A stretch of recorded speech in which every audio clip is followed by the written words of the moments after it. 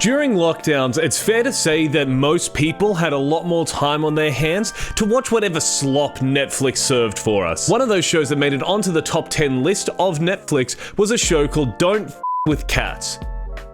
Don't complain to me that the word was censored. I love the word fuck. I probably use the word fuck too often. I'm just reading it like the show's title is, because that is one of the least annoying things that I ever see, is a random censored word that doesn't have any right to be censored. Okay, look. Fuck does. I'm thinking about a very specific tweet I saw where they censored the word celebrity. Anyway, Don't F with Cats is centered around a group of people that are investigating a video that they found on the internet where a guy kills 2 cats. More specifically, the first episode is centered around that. The rest of it kind of takes a turn for the better. Basically, a few people make a Facebook group and determine themselves to finding the person who did this to the cats. Just for a little bit of context, let me tell you that there are 2 major people that are focused on in this Facebook group. They're kind of given off as like the 2 lead main investigators in the case. One of them being Deanna Thompson and the other one being a man that goes by the name of John Green. In the first maybe 2 minutes of the show, Diana drops a couple of pearls of wisdom just for the uninitiated. She says that on the internet, and this is a quote, "There's an unwritten rule, rule 0. Don't fuck with cats."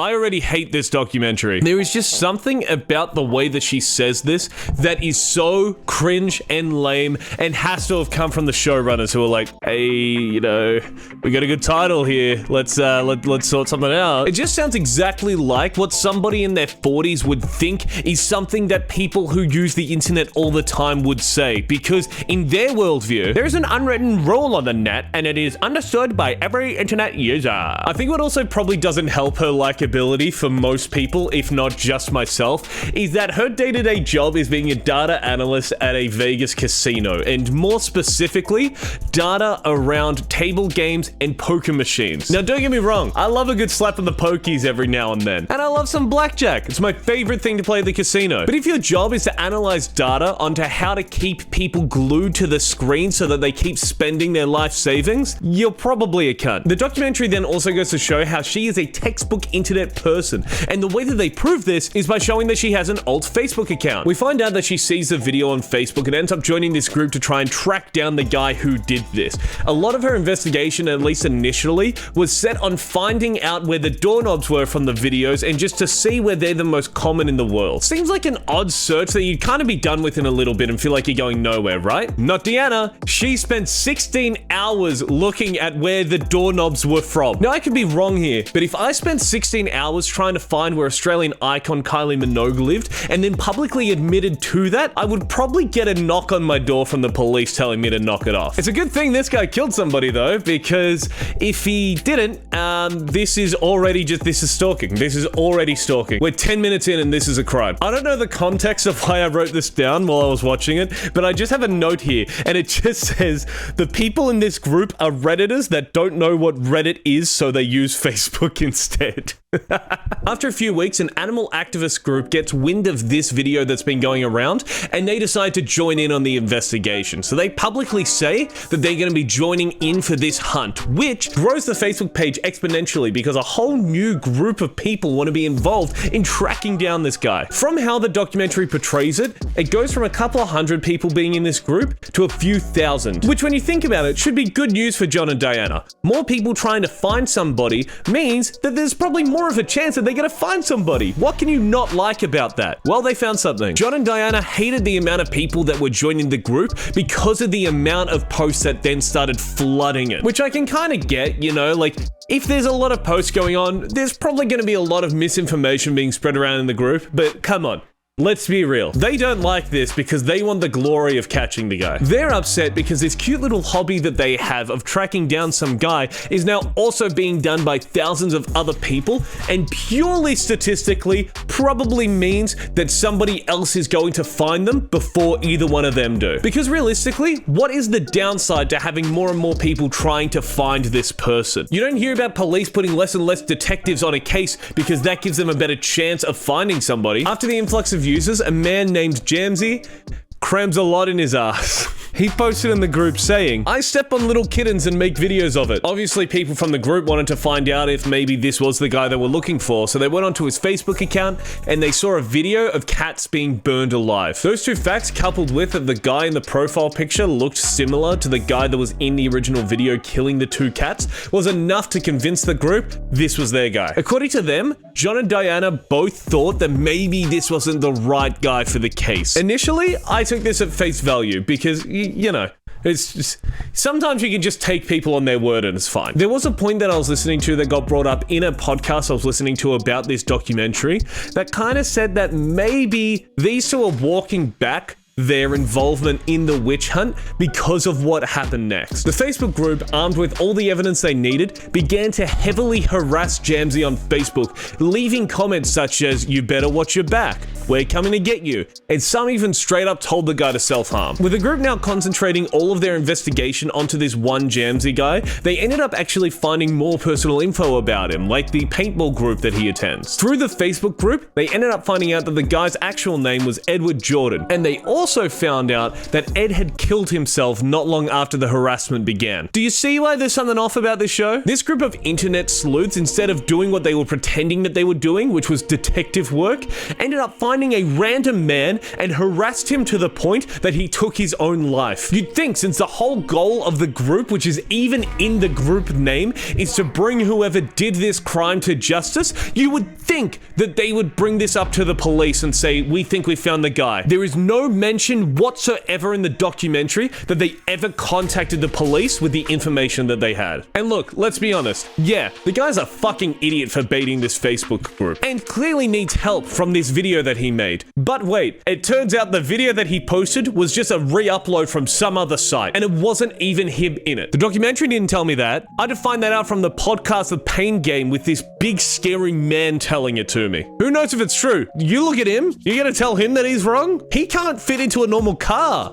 Surely he can only be driven in Ram trucks. There's no way he could fit in a sedan. In the documentary, they do say, you know, no one knows for sure if he killed himself because of the witch hunt. Yeah, I'm sure that really helped all of the mental problems he was going through, man. Again, it was a stupid thing for Ed to do to bait out this group of people who clearly have too much time on their hands. But on the other side of that, if they were as smart as what they clearly think that they are, it would not have taken very long for them to find out that the page was fake. First off, his name is Jamsey Crams a lot in his ass. Most people probably wouldn't keep that surname. Secondly, you reverse image search the fucking photo in his profile picture and it goes back to a male porn star. That's not him. This is clearly a fake profile. It is not him that did this. And you know, it's a pretty big thing to have happened. This is a major thing to have happened in this investigation that they've been doing. And if you think that it would be a turning point for the group and the documentary, no. That whole story was covered in 5 minutes and they immediately moved on. The other thing that really bothered me about this is that no one besides the Dog the Bounty Hunter-esque guy seemed to have a single shred of regret about this event. But at least he has an IMDb page now, so should they really feel bad? They made him famous. But after this major event, the group is back to square one. But they persevered and they managed to find another possible suspect, Luca Magnotta. Except it didn't happen like that at all. A random Facebook account started messaging people in the group saying the person you're looking for is Luca Magnotta. And as his character is fleshed out in the rest of the documentary, it's not a far stretch to think that that Facebook account was actually just Luca self-reporting. Really quick, I'm only mentioning this now because if I don't, then there's going to be somebody in the comments that's like, well, actually they narrowed it down to North America. Yeah, they found a vacuum in one of the videos that was only sold in North America. So they narrowed down where the guy was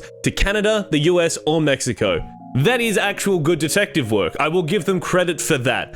But let's take a step back and actually look at the entire investigation up until this point. They investigated doorknobs for 16 hours. They found out he had a vacuum cleaner that was only sold in North America. They looked up a pack of cigarettes for a while, and I don't remember anything coming from that. And they harassed the guy to the point of suicide. All for this to come down to an anonymous message saying the guy they're looking for is Luca Magnotta, a name that never came up in their investigation and reasonably probably never would have. I'm so happy that this was an hour episode of this 3-part documentary. So after this tip, they ended up looking up photos of Luca Magnotta and they were like, yeah, he kind of looks like the guy in the video. They end up downloading the photos and using the GPS locations from those photos to narrow down that he is in Toronto, Canada. John Green then found out exactly where this guy was from photos that he had posted of the street that he lived on. If Googling locations of photos from a random stranger on the internet to try and find out where they live isn't stalking, I don't know what is. John Green then goes to share on the information of where this guy lives in the Facebook group. When you really think about it, this is basically doxing, which, for the non-internet savvy of you, if rule 0 is don't fuck with cats, rule -1 would be that people who dox are the most hated people on the internet. Seriously, if this Luca guy turned out to actually be nobody, I can't imagine that anyone would be congratulating John on his work. Basically, what they've done is found where this random guy lives because they have a personal vendetta against them. Do you see how this is a problem when you get to the very core of what they're doing? A bit unrelated, but I thought this was just a funny way to explain the situation. And come on, I mean, I've talked about this guy killing himself a bit. We all need a laugh. After a while, the guy ended up releasing a couple more videos, which Diana explains as kind of like the feeling of when 9/11 happened. The full quote says in more context, but like, that's just a funny sentence. Eventually, a journalist at the Sun is tipped off about all of this. Not by the group, by the way. More than likely, probably by Luca again. The guy then goes to confront Luca about all the allegations that the Facebook group are raising about him, and Luca denies them. After that, the journalist leaves, because based on that, I can't say based anymore without laughing. The journalist isn't making any headway in that investigation. They would think, given what happened the last time they had a prime suspect, they would probably try and, take some more time to actually research this guy and maybe try and avoid a second person killing themselves in their investigation. Nope. There's a line later on in this documentary which really rubs me the wrong way, where she's explaining the whole saga and describes what she thought of it initially as a puzzle that she thinks she's going to solve in 2 days. This really bothers me because this just kind of confirms the idea that to her this is all just a game, which is fine. Like, let people do whatever they want as long as it's not hurting somebody else. Who cares, right? The problem is that it did hurt somebody else. A bit after this, a video is posted where the guy is shown killing somebody, and John Green goes on to say, "We fucking told them he was going to kill somebody and nobody believed us. Sir, with the utmost respect, who are you?" Oh, that's right. You're a Facebook admin in a group that drove somebody to kill themselves. I wonder why they didn't think that you were credible in any kind of way. But yes, the guy they were investigating, luckily for the group, actually ended up killing somebody. I say luckily, again, this is a crime. This show is documenting 2 crimes. One, the stalking, the other, the actual killing. If this guy was innocent and they publicly admitted to this is not good. This is not working out how they think. The group then, from photos that Magnotta had posted, I am not making this up, geo-guessed his location. They had a look at some of the photos and realized that the traffic lights look similar to what Montreal's did. So, as a very sane person would do, decided to sweep the entire city 1 street at a time on Google Maps Street View. John and Diana sat on Google Street View going street by street until they found the place that matched the photo. I know I've done this a bit already, but let's just zoom out again for a second. What they've just done is they found a random stranger on the internet that the police do not think has committed any kind of crime. That is the major key here. They then scoured his online profiles to find photos of where this guy hangs around. They then, from those photos, found what they think is the city that he lives in, then went street by street to find this guy's address. Surely, this is an open and shut case for a restraining order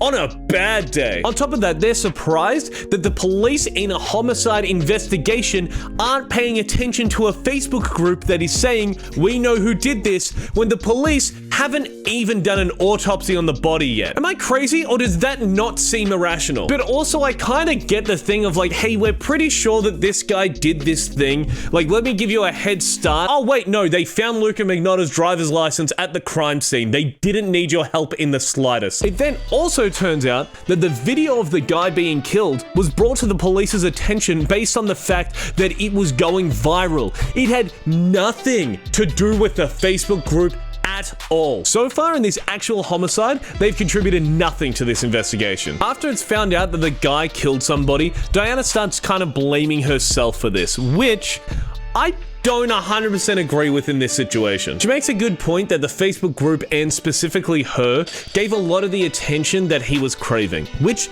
is fair, but also he was probably gonna kill somebody anyway. But you know what you were responsible for? Making that other guy kill himself. The only thing that I can see in this whole investigation where the Facebook group is actually being used is when one detective ends up joining the group to see what evidence they have gathered on Luca Magnotta from the last 12 months. Which, yeah, is fair enough. Was it useful information? I mean, it kind of said that he started in Toronto and then he ended up in Montreal, and that's about it. The rest of the documentary is basically just following around the detectives that they hunt down Luca Magnotta, which is actually not bad. If you only watch the last 2 episodes, it's actually a pretty interesting documentary. It only ever really veers from like a good path, at least for me, when they're focusing on the weird internet group. But when you think the documentary has made up for the fact that it spent the entire first episode talking about how good it is that those people cyber stalked a man for what, 18 months? It ends with Diana doing this weird call to action at the end of the documentary